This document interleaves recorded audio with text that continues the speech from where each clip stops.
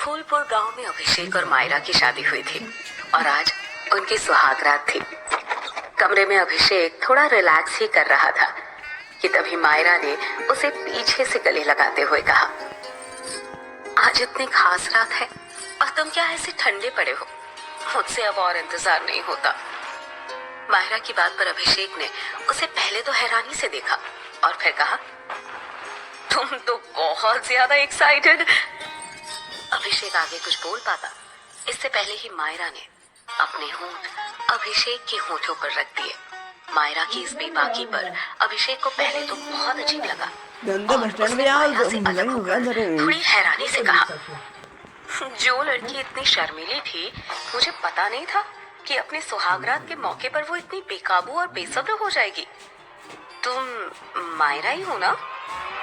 अभिषेक की बात पर मायरा ने काफी गंभीर आवाज में कहा, नहीं, मैं खूनी वधू हूँ जो मर्दों के साथ सुहागरात मनाकर बाद में उन्हें मार देती है। ये सुनते ही अभिषेक चौंक पड़ा। वो कुछ कहता इससे पहले ही मायरा ने हंसते हुए कहा, यार मैं तुम्हारी बीवी हूँ मायरा। इस बात पर अभिषेक ने मायरा से थोड़ा दूर हटकर कहा, तुमने भी किसका नाम ले लिया? इस तरह रात को उसका नाम नहीं लेना चाहिए, पता है ना? ये सब छोड़ो और मुझ पर ध्यान दो। कहते हुए मायरा ने अभिषेक को अपने करीब खींच लिया और उसे चूमने लगी। मायरा के होठों को अपने चेहरे पर महसूस कर अभिषेक भी अब मदहोश होने लगा था। अभिषेक का साथ पाकर मायरा के चेहरे पर एक गहरी मुस्कान आ गई और बस कुछ पलों के लिए उसकी आंखों का रंग बदलकर खून सा लाल हो गया। तभी अचानक ही उसकी आंखें चमकने लगी, लेकिन अभिषेक मायरा की बदलती आंखों का रंग देख पाता उससे पहले ही उसके फोन पर रिंग हुई और अभिषेक फोन पर बातें करने लग गया, मगर वहीं पीछे खड़ी बेताब हो रही थी। अभिषेक ने जैसे ही फोन रखा, मायरा उससे जाकर लिपट गई। ये मायरा को आज क्या हो गया है? आज से पहले इसका ऐसा रूप नहीं देखा था। ये मेरी मायरा ही है ना? मायरा के बदले हुए रूप को देख अभिषेक ने मन ही मन कहा। इतने में मायरा अभिषेक को खींचकर बिस्तर तक ले गई और अभिषेक के बदन से उसके कपड़े उतारने लगी। बिस्तर पर जाते ही अचानक से कमरे में रात की रानी की तेज खुशबू फैलने लगी, जो मायरा के शरीर से ही आ रही थी। अभिषेक ने मायरा को चूमते हुए कहा, क्या खुशबू है तुम्हारी मायरा, मैं तो पागल हो रहा हूँ इस रात की रानी की खुशबू से। मायरा उसे अपने आगोश में भरती हुई बोली, रात की रानी हूँ मैं और आज रात सिर्फ तुम्हारी रानी ही बनूंगी। अभिषेक ने मदहोशी से कहा, सिर्फ आज नहीं, तुम हमेशा के लिए मेरी रानी बन चुके हो। अभिषेक मायरा को अभी चूम ही रहा था कि तभी अचानक से मायरा की आंखें फिर से चमकी, जैसे कि उसकी आंखों में कोई बल्ब जला हो। मायरा की आंखों के इस अजीब से ग्लो को देखकर अभिषेक एकदम से रुक गया। क्या हुआ अभिषेक, रुक क्यों गए? मायरा ने एक अदा के साथ अभिषेक के चेहरे पर प्यार से हाथ फेरते हुए कहा, मायरा तुम ठीक तो हो? अभी तुम्हारी आंखों में कुछ हुआ था। अभिषेक की बात सुन मायरा ने मुस्कुराते हुए कहा, नहीं, कुछ भी तो नहीं, देखो मेरी आंखें तो बिल्कुल ठीक है। लेकिन अभिषेक मानने को तैयार नहीं था। उसने बिस्तर से उठते हुए कहा, नहीं मायरा, मैंने देखा तुम्हारी आंखें ग्लो कर रही थी। क्या हुआ तुम्हें? अभिषेक की आवाज एक अनजाने भय से कांप रही थी, लेकिन तभी मायरा ने अपने कोमल हाथों को अभिषेक के चेहरे पर फेरा और अभिषेक मानो सब कुछ भूल गया हो। और फिर अभिषेक धीरे धीरे मायरा के कपड़े उसके जिस्म से अलग करने लगा। इसके बाद तो जैसे कमरे में एक तूफान सा ही आ गया, जिस तूफान में अभिषेक बहता ही चला गया। थोड़ी देर बाद जब वो थक गया तो वो मायरा से अलग हुआ और उसने कहा, मायरा, आज तो तुमने मुझे बहुत ज्यादा एक्साइटेड कर दिया था। इससे पहले भी हमने कई बार साथ वक्त बिताया है। मगर आज तुम बहुत अलग लगी यार। सच कहूं तो मजा आ गया, अभिषेक ने हाँफते हुए कहा। ये सुनकर मायरा के होठों पर अजब सी मुस्कान तैर गई। उसने शरारत से कहा, तुम फिर से आ जाओ ना। रुको, थोड़ी सांस तो लेने दो, मैं बस 2 मिनट में आया। कहाँ? इस वक्त बीच में कहाँ जा रहे हो? मायरा ने पूछा। आता हूं, फिर मैं तुम्हारे अरमान पूरे करूंगा। ये कहकर अभिषेक अपने कमरे की बालकनी की तरफ चला गया। उसके जाते ही मायरा के चेहरे पर एक कातिलाना मुस्कुराहट आ गई। उसे देख लग ही नहीं रहा था कि वो जरा भी थकी है, बल्कि उसकी प्यास अभी तक बुझी ही नहीं थी। और देखते ही देखते अचानक से मायरा के खुले बाल खुद ब खुद हवा में लहराने लगे और उसके चेहरे की चमक पहले से कई गुना ज्यादा बढ़ गई और वो जोर जोर से सांसें लेने लगी, मानो उसके अंदर कुछ और ही चल रहा हो। जहां कमरे में बैठी मायरा के रंग रूप अलग ही तेवर दिखा रहे थे, वहीं इन सब से अनजान अभिषेक अपने कमरे की बालकनी में खड़े होकर अपनी जेब से सिगरेट निकालता है और उसे जलाने के लिए लाइटर जलाता है। अभिषेक इस वक्त अपने एक मंजिली मकान की बालकनी में खड़ा था और नीचे गार्डन एरिया में लाइट जलने की वजह से उसे सब कुछ साफ साफ दिख रहा था। जैसे ही उसने सिगरेट का एक कश लिया, उसकी नजर नीचे गार्डन में गई और वहां देखते ही उसका गला डर से सूख गया। अभिषेक ने खुद से कहा, ओह गॉड, लाश लाश कहां से आई यहाँ?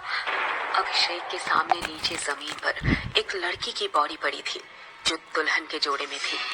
उसने घबराते हुए जैसे ही और ध्यान से देखा तो उसकी आंखों को यकीन नहीं हुआ, क्योंकि वो लाश किसी और की नहीं बल्कि उसकी पत्नी मायरा की थी। उसने घबराते हुए धीरे से कहा, अंदर जो बैठी है वो अगर मायरा है तो फिर ये लड़की कौन है? और अगर ये मायरा है तो कमरे में कौन है? दो मायरा कैसे हो सकती है? और मायरा की जान किसने ली? अभिषेक की सांसें गले में ही अटक गई। उसकी आंखों में खौफ साफ दिख रहा था। कमरे में बैठी मायरा उसे दिखाई दे रही थी, जो बड़े प्यार से अपने खुले बालों के साथ खेल रही थी। उसे देखकर अभिषेक को अपने हाथ पैर ठंडे होते हुए मालूम पड़े। वो घबराया हुआ धीरे से कमरे में आया और वहां बैठी मायरा से पूछा, कौन हो तुम? क्या तुमने मारा है मेरी मायरा को? ओ माय गॉड, मतलब गांव वाले जिस खूनी वधू के बारे में बात कर रहे थे वो सच है? क्या तुम खूनी वधू हो? अभिषेक के सवाल के बदले में मायरा की एक ठहाकेदार हंसी वहां पहुंची। अभिषेक के कदम वहीं जम गए और तभी मायरा के शरीर की रंगत बदलने लगी। देखते ही देखते उसका चेहरा बदल गया। अभिषेक के सामने अब उसकी मायरा नहीं थी, बल्कि एक बेहद खूबसूरत लड़की थी, जिसकी खूबसूरती देखकर वो हक्का पक्का रह गया। उसका लहंगा रुई के नरम फाउं जैसे उसके गोरे बदन को छुपाने की नाकाम कोशिशें कर रहा था। उसके शरीर की आकर्षक बनावट और उसके लाल पतले होंठ और काजल से सनी बड़ी बड़ी आंखें अभिषेक को अपनी ओर खींच रहे थे। उस लड़की के बदन की कसावट और उसके काले घुंघराले बाल ऐसे थे कि कोई भी मर्द खुद को उस पे न्यौछावर करने को तैयार हो जाए। अभिषेक भी उसकी खूबसूरती में मदहोश होकर पल भर को सब कुछ भूल चुका था। तभी उस लड़की ने मुस्कुराते हुए कहा, आओ अभिषेक, अभी तो हमारी सुहागरात बाकी है। ऐसा कहते हुए उस लड़की की आंखें एकदम से चमकने लगी और उन आंखों में देखता हुआ अभिषेक मानो उससे सम्मोहित हो गया हो और वो एकटक उस लड़की की आंखों में देखने लगा। तभी वो लड़की आगे बढ़ी और अभिषेक के पूरे बदन को चूमने लगी और अभिषेक भी उसके होठों के जादू में पूरी तरह से खो गया। अगले ही पल अभिषेक के दिमाग से सब कुछ निकल गया। इस बार उसे फिर से उस लड़की के साथ कुछ अलग ही किस्म की खुशी महसूस हो रही थी। दोनों अब अपनी चरम सीमा पर पहुंच चुके थे। वो लड़की अभिषेक के ऊपर थी और वो अभिषेक के पूरे बदन को अपने होठों से चूमे जा रही थी। कुछ देर बाद अभिषेक बुरी तरह से थक गया। अभिषेक पसीने से भीग चुका था। अभिषेक को ऐसे देख उस लड़की के चेहरे पर एक रहस्यमयी मुस्कान उभर आई और उसने फिर से अभिषेक को अपनी ओर खींचा और उसके होठों पर एक बार फिर से किस किया। पर इस बार अभिषेक को अपनी सांसें अटकती हुई महसूस हो रही थी। उसे अपना पूरा बदन अकड़ता हुआ लग रहा था और अगले ही पल अभिषेक का पूरा शरीर ऐसे सफेद हुआ जैसे शरीर से खून की एक एक बूंद चूस ली गई हो। एक आखिरी बार अभिषेक के गले से तेज चीख निकली। उसकी चीख सुनते ही वीर सिंह, हवेली का मैनेजर और गार्ड दौड़कर अभिषेक के कमरे में आए। मैनेजर ने भय से आंखें बड़ी करते हुए कहा, अरे ये अभिषेक बाबू के साथ क्या हो गया? जल्दी से किसी डॉक्टर को बुलाओ कोई। लेकिन जमीन पर पड़ा अभिषेक अपनी आखिरी सांसें ले चुका था। वीर सिंह ने अभिषेक की लाश को देखकर कहा, इसे खूनी वधू ने मारा है। जल्दी से सब उस भूतनी की तस्वीर निकालो और घर के बाहर जलाओ। जल्दी करो, नहीं तो वो और भी लोगों को मार देगी। उस वक्त रात के 12 बज रहे थे और पूरे गांव में आग की तरह ये बात फैल गई कि हवेली में खूनी वधू ने अभिषेक और उसकी पत्नी मायरा को मार दिया है। पूरे गांव के औरत मर्द अपने घरों से कैरोसिन तेल निकाल कर ले आए और वीर सिंह सहित सभी हवेली के सामने जमा हो गए। वीर सिंह ने घबराते हुए कहा, एक साथ 2-4 तस्वीरें जला दो, अगर आसपास होगी तो भाग जाएगी। वीर सिंह के कहते ही सभी ने एक साथ तस्वीर को आग के हवाले कर दिया। तस्वीरों में आग लगते ही किसी औरत की तेज चीख की आवाज आई और साथ ही मन कपा देने वाली रोने की आवाज। अगले ही पल तेज हवा से मौसम बदलने लगा तो सभी घबराकर एक दूसरे की शक्लें देखने लगे। वीर सिंह ने जोर से कहा, घबराने की बात नहीं है, ये उसी भूतनी की चीख है। तस्वीरों के जलने से उसको भी कुछ हुआ है और इसलिए वो यहाँ से भाग गई है। सभी को परेशान होते देख वीर सिंह ने कहा, आज से इस गांव में शादी के लगन में कोई शादी नहीं होगी और अगर किसी ने इसके खिलाफ जाकर शादी करने की कोशिश की तो उसे गांव से बाहर कर दिया जाएगा। पूरे गांव के लोगों ने एक साथ कहा, हाँ, ऐसा ही होगा। हाँ, ऐसा ही होगा। ऐसा ही होगा। खूनी वधू की इस घटना के 10 दिन बाद फूलपुर गांव के स्टेशन पर शाम के 6 बजे एक ट्रेन आकर रुकती है। ट्रेन में सोई चेतन की अचानक से नींद खुली। चेतन एक 26 साल का हैंडसम लड़का है जो मुंबई से फूलपुर गांव एक डॉक्यूमेंट्री फिल्म बनाने के लिए आया है। नींद से जागा हुआ चेतन उठा और बाहर झांक कर देखा तो उसे महसूस हुआ कि पूरी ट्रेन में शायद वो अकेला ही है। यहाँ तक कि पूरा स्टेशन भी खाली था। उसने अपना बैग लिया और ट्रेन से उतर गया। स्टेशन पर हल्की मध्यम सी रोशनी में उसे दूर बेंच पर बैठी एक लड़की दिखाई दी तो वो उसकी तरफ बढ़ गया। लड़की ने एक लाल रंग की साड़ी पहन रखी थी और उसके लंबे खुले बाल कमर तक आ रहे थे और आंखों में गहरा काजल लगा हुआ था। उस लड़की के शरीर से आती खुशबू चेतन को पागल कर रही थी। उसने खुद से कहा, आज तक मैंने इतनी खूबसूरत लड़की नहीं देखी थी।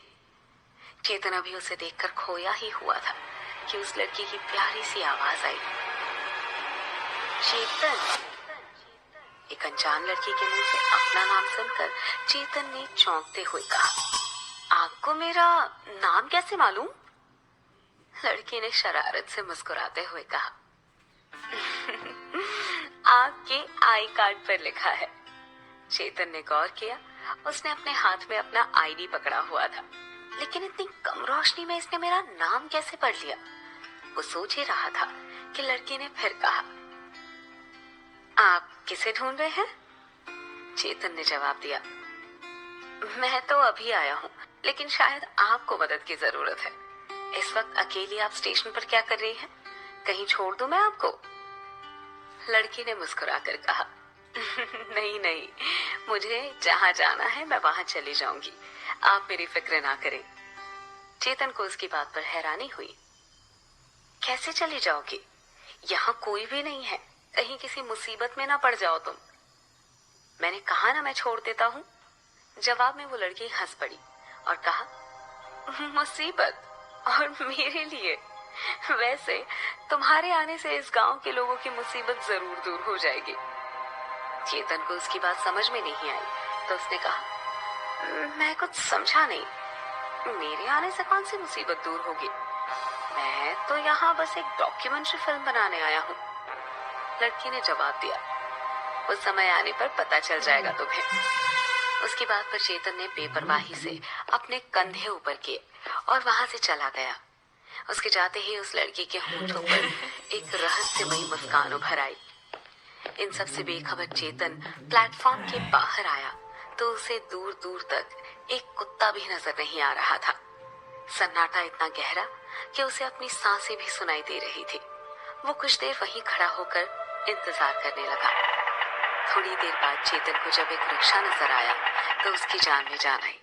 वो दौड़कर रिक्शा वाले के पास गया और बैठते हुए कहा, चलो भाई, अजीब जगह है ये, एक परिंदा भी नजर नहीं आ रहा यहाँ तो।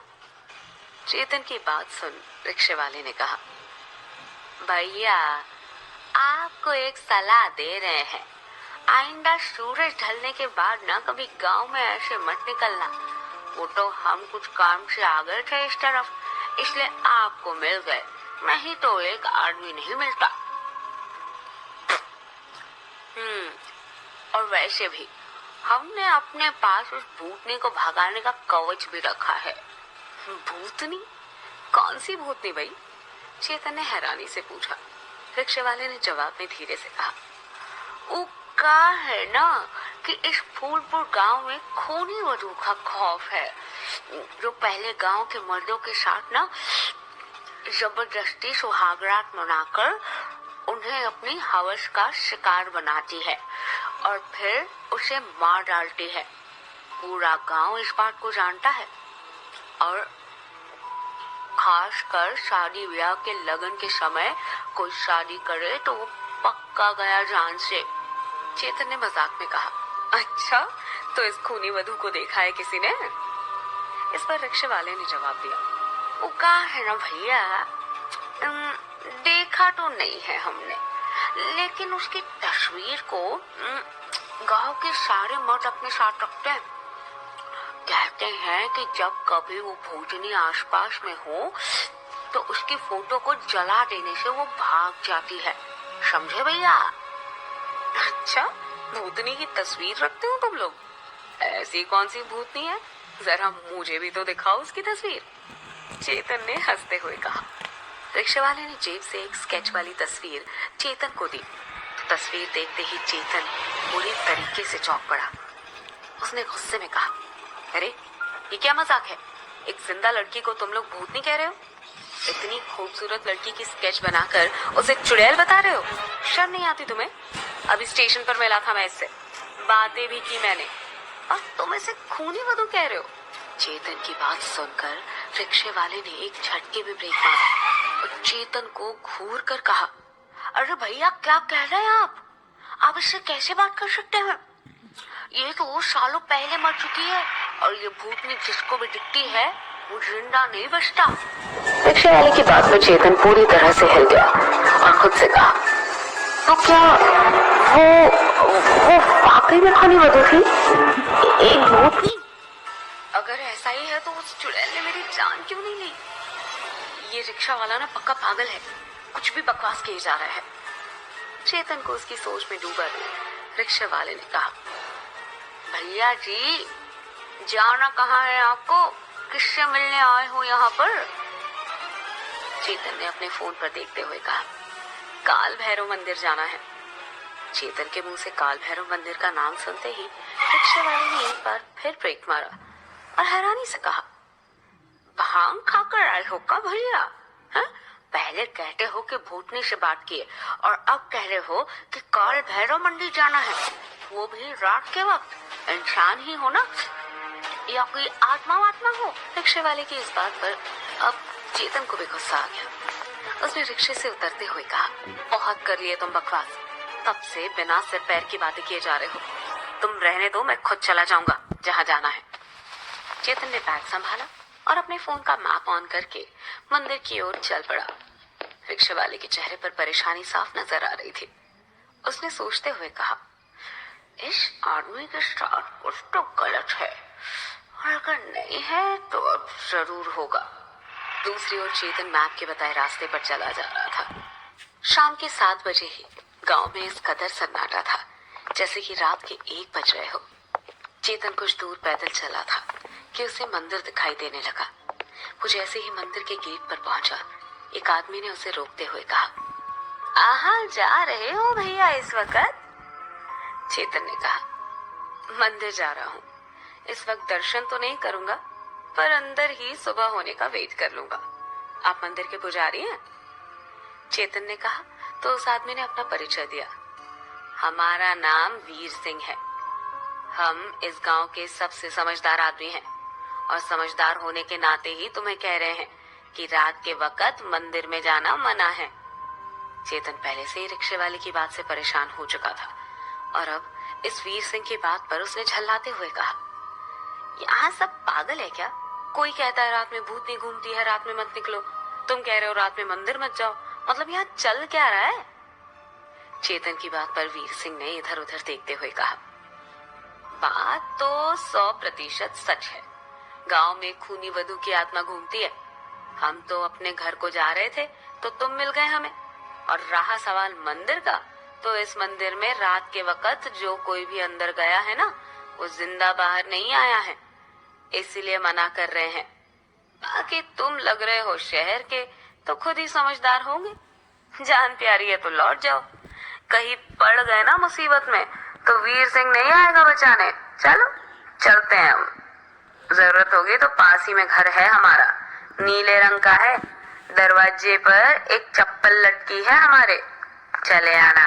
अपनी बात कहकर वीर सिंह तो वहां से चला गया, लेकिन चेतन को हड़बड़ी थी। उसने खुद से कहा, मैं नहीं रुक सकता सुबह तक। मुझे जल्द से जल्द अपनी डॉक्यूमेंट्री फिल्म शूट करके इस अजीब से गांव से वापस जाना है, और कल रुक भी गया तो भी तो फिल्म तो रात के वक्त ही शूट करनी है मुझे, इसलिए ये काम आज ही खत्म करना होगा, और सुबह की ट्रेन से मैं वापस चला जाऊंगा। मन में सोचकर उसने अपने आसपास देखा, और जब उसे कोई भी नजर नहीं आया तो वो मंदिर के विशालकाय लकड़ी के दरवाजे के पास पहुंच गया। चेतन ने ऊपर से नीचे दरवाजे को देखा तो उसकी ऊंचाई यही कोई 15 फीट के करीब थी।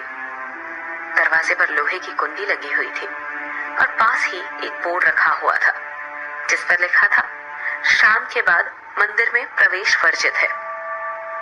चेतन ने बोर्ड को हटाकर साइड रखा और दरवाजे के ऊपर लगे भारी भरकम लोहे की कुंडी को दोनों हाथों से पकड़कर खोला। कुंडी के खुलते ही एक हल्की सी आवाज के साथ मंदिर का मेन गेट खुल गया। चेतन ने मंदिर के भीतर प्रवेश किया और अंदर से दरवाजे को बंद कर दिया। मंदिर के भीतर गहरा अंधेरा था। सन्नाटे को चीरती हुई बस पेड़ के पत्तों की आवाजें आ रही थी। उसका मन एक पल को सहम गया। उसने बैग के हैंडल को कसकर पकड़ा और मोबाइल के टॉर्च की रोशनी में आगे बढ़ गया। मंदिर का प्रांगण खुला हुआ था, जिसके ठीक बीचों बीच एक विशालकाय बरगद का पेड़ था। काले पत्थरों से बनी जमीन और मोटे मोटे ऊंचे नक्काशीदार खंभों से लगे दीवार मंदिर के प्राचीन होने का सबूत दे रहे थे। उसने अपना कैमरा ऑन किया और चारों तरफ शूट करने लगा। आगे बढ़ने पर उसे मुख्य मंदिर दिखाई दिया। चेतन ने अपने जूते उतारे और मुख्य मंदिर के भीतर आया। मंदिर के भीतर कई छोटे बड़े पीतल के घंटे लगे हुए थे। सामने ही भैरव बाबा की बड़ी सी मूर्ति स्थापित थी। काले रंग के पत्थर से बनी मूर्ति अंधेरे में भी चमक रही थी। मूर्ति में काल भैरव बाबा की आंखों में नीलम जड़े हुए थे और सर पर चांदी का छत्र लगा हुआ था। चेतन ने इससे पहले कभी भी काल भैरव बाबा के दर्शन नहीं किए थे। मूर्ति को देखकर वो थोड़ा सहम गया। उसने जल्दी से चारों तरफ कैमरा घुमाया और प्रणाम करके बाहर निकल गया। अभी वो मुख्य दरवाजे से बाहर आया ही था कि तभी उसकी नजर सामने एक और दरवाजे पर गई। दरवाजे के बाहर एक बोर्ड लगा था जिस पर लिखा था, गर्भगृह स्थान, अंदर जाना सख्त मना है। क्या छिपा है काल भैरव के गर्भगृह के अंदर और क्या होने वाला है चेतन के साथ?